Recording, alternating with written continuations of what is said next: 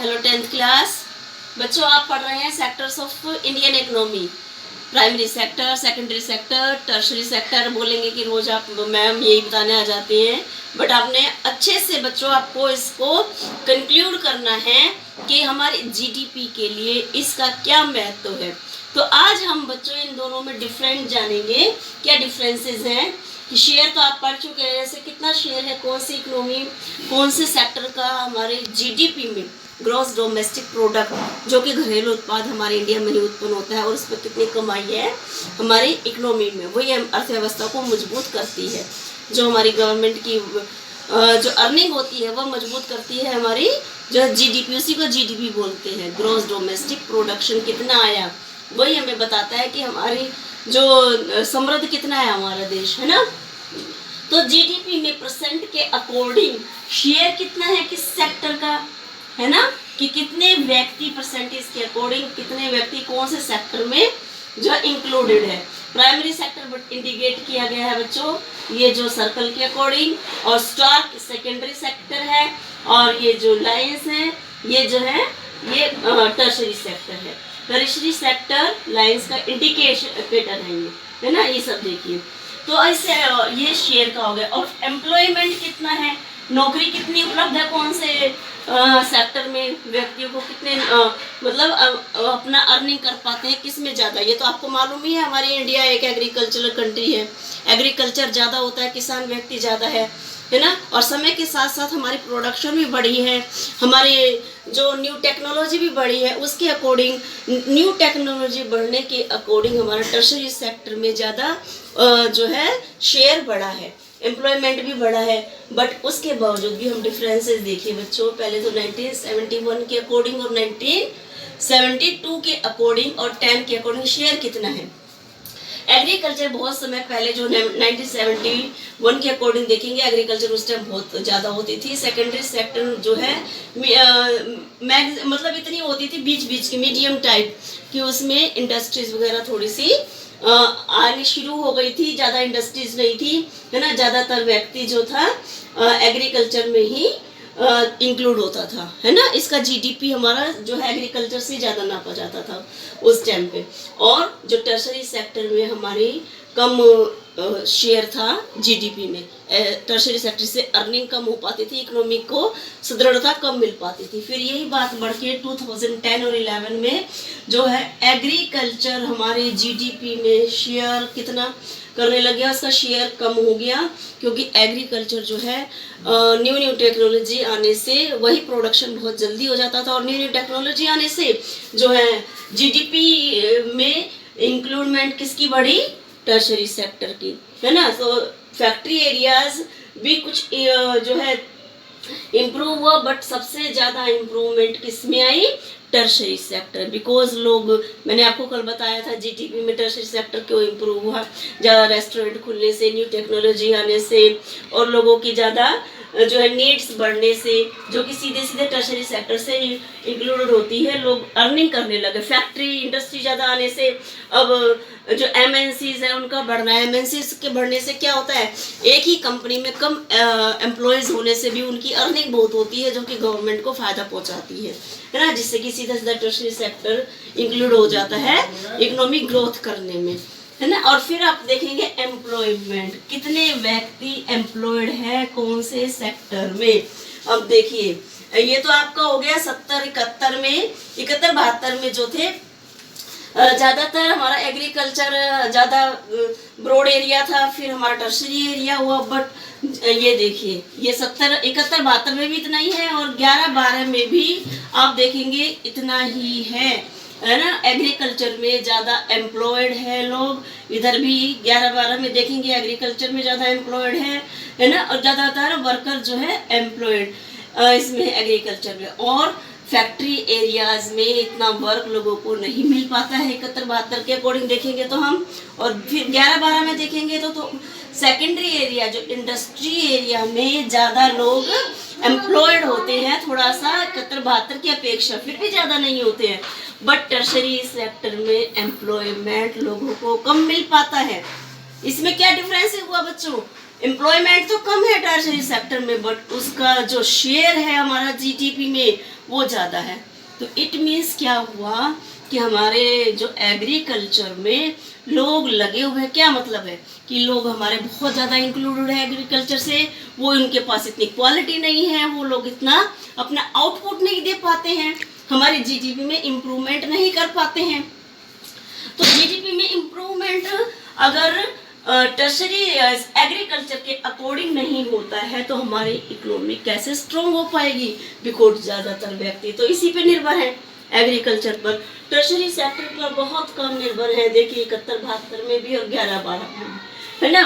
और फिर भी सबसे ज़्यादा जो शेयर पार्ट है हमारी इकोनॉमी को जीडीपी में बढ़ोतरी करने का, फिर भी हमारा टर्शरी सेक्टर है। किस लिए बच्चों?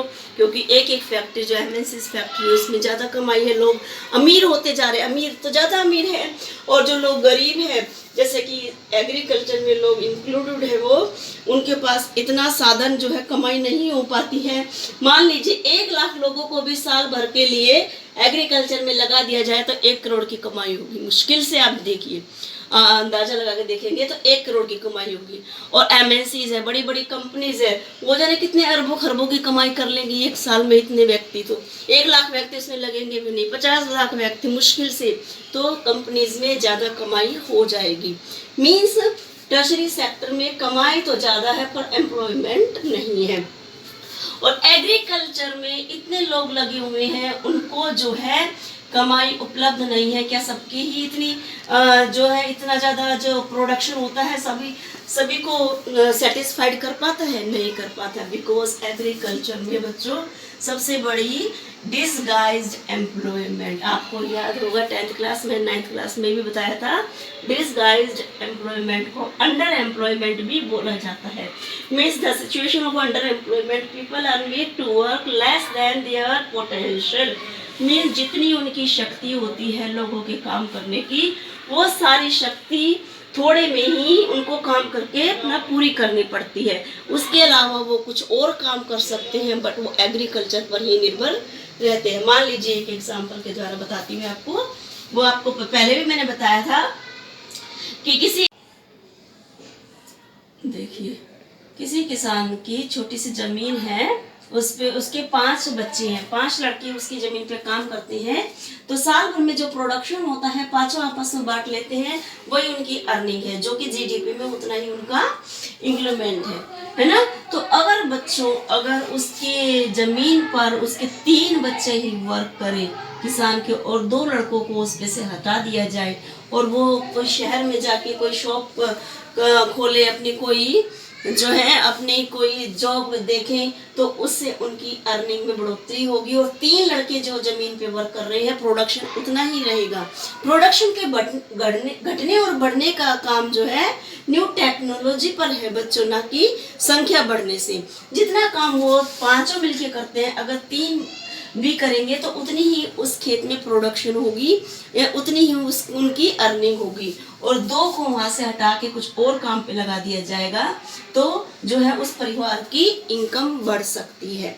तो इसी तरह से हमारे जीडीपी का है बच्चों। देखिए 1971 और 2 में एम्प्लॉयमेंट कितना था, 70% जो है एग्रीकल्चर पर ही निर्भर था। और फिर 72 जो है 11-12 में था, कोई खास वो नहीं है, 52 जो है 11-12 में था। तो इट मीन्स दोनों इतने सालों में एग्रीकल्चर पर ही डिपेंडेंट ज़्यादा जो है पीपल रहते हैं। और जो है इसमें सेकेंडरी सेक्टर और टर्शरी सेक्टर पर एम्प्लॉयमेंट कम मिल पाता है लोगों को। और फिर भी जीडीपी की इम्प्रूवमेंट में आपने देखा, जीडीपी शेयर में सबसे ज़्यादा योगदान जो है टर्शरी सेक्टर का है ना। ज़्यादा इसमें 10 और 11 में देखेंगे बच्चों, तो एग्रीकल्चर का जो है शेयर बिल्कुल कम हो जाता है, 20% रह जाता है ओनली। और जो है 42 से लेके 100% तक टर्शरी सेक्टर का योगदान जो है जीडीपी में सबसे ज़्यादा हो जाता है, और एम्प्लॉयमेंट कम है वहाँ पर। तो इट मीन्स एग्रीकल्चर की न्यू टेक्नोलॉजी के द्वारा हमारी गवर्नमेंट को इस टाइम पे क्या नीड है, और ये किस लिए होता है बच्चों, जो मैंने आपको बताया डिसगाइज्ड एम्प्लॉयमेंट के द्वारा। मीन्स हिडन एम्प्लॉयमेंट भी बोलेंगे इसे। हिडन एम्प्लॉयमेंट मीन्स एक छुपा हुआ एम्प्लॉयमेंट है जो कि हमें दिख तो रहा है, व्यक्ति भी काम कर रहा है ना, हमें ये नहीं दिख रहा कि वो मतलब अनएम्प्लॉयमेंट है, अनएम्प्लॉयमेंट नहीं है, उसके पास एम्प्लॉयमेंट है बट वो हिडन अनएम्प्लॉयमेंट है, अनएम्प्लॉयमेंट है कि वो छुपा हुआ बेरोजगार है एक तरह से। ये दो बच्चे अगर वहां से जमीन से हटा देंगे, कोई शॉप खोलेंगे या कोई जॉब करेंगे तो अर्निंग बढ़ेगी, जो कि जीडीपी में जो है इम्प्रूवमेंट आएगी। तो इसी तरह से हम देखेंगे कि जीडीपी को बढ़ाने के लिए गवर्नमेंट को कदम उठाने चाहिए। और क्या क्या कदम उठाने चाहिए, जीडीपी किस किस चीज़ से इम्प्रूवमेंट होती है बच्चों, कल हम देखा था कि टर्शरी सेक्टर में क्या क्या कदम उठाने चाहिए। उसी तरह से टूरिज्म में जैसे ज़्यादा ध्यान दे के ज़्यादा एम्प्लॉयमेंट प्राप्त हो सकता है, रोड वगैरह बना के और ज़्यादा बिल्डिंग्स खड़ी करके, फैक्ट्री न्यू बना के गवर्नमेंट जो है टर्शरी सेक्टर को इम्प्रूव करके या इंडस्ट्री सेक्टर को इम्प्रूव करके जीडीपी बढ़ा सकती है, एम्प्लॉयमेंट बढ़ा सकती है इन सेक्टर्स में। और एग्रीकल्चर में भी न्यू टेक्नोलॉजी लाके और उससे भी लोगों को एम्प्लॉयमेंट मिल सकता है, ट्रेड के द्वारा, है ना, और कम्युनिकेशंस के द्वारा। और भी जो एग्रीकल्चर से संबंधित जो न्यू टेक्नोलॉजी के जो भी वेपन्स आएंगे, जो भी एग्रीकल्चर के लिए यूज़ होंगे, है ना, उसमें भी जो है टेरिशरी सेक्टर से, टर्शरी सेक्टर से ही सीधे सीधे रिलेटेड होने के बावजूद जो है जीडीपी में इम्प्रूवमेंट आएगी। तो इस तरह से सरकार हमारी जीडीपी को इम्प्रूवमेंट कर सकती है एग्रीकल्चर सेक्टर को बढ़ा के, या और भी सेकेंडरी और टर्शरी सेक्टर में अपना योगदान देके। तो आपने देखा बच्चों, एक बार और देखिए कि कैसे हमारा एम्प्लॉयमेंट और शेयर डिफरेंट है दोनों में, 71-2 में और ये 71-11-12 में, ठीक है। और अब आप इसको अपने ग्राफ बना के डिसगाइज्ड एम्प्लॉयमेंट अपनी कॉपी में करेंगे और इसे समझेंगे ध्यान से। कल हम पढ़ेंगे बच्चों ऑर्गेनाइज सेक्टर्स और अनऑर्गेनाइज सेक्टर्स का हमारी जीडीपी में क्या योगदान है, ठीक है।